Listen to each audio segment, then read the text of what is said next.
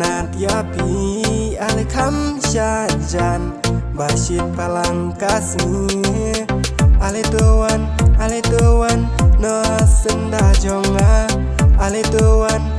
tuan ya pinga hichisha nadu katu kasih mangayo iya pi ngamasukin benkwen ngaken mau tang ya pi harangai kijing pos niwang api juan pau endang ala kendin ngasem ngadon wibreu ale tuan no senda jonga ale tuan ya pinga hichisha ale tuan no senda jonga ale tuan ya pinga hichisha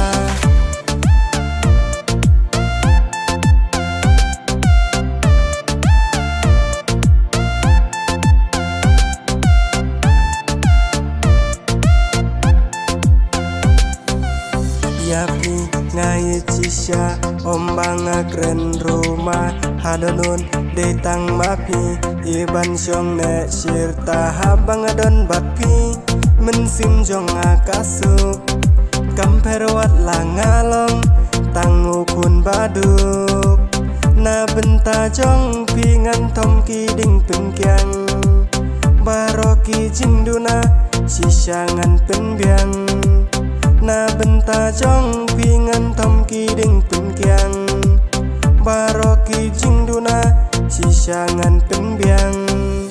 ale tuan no senda jonga ale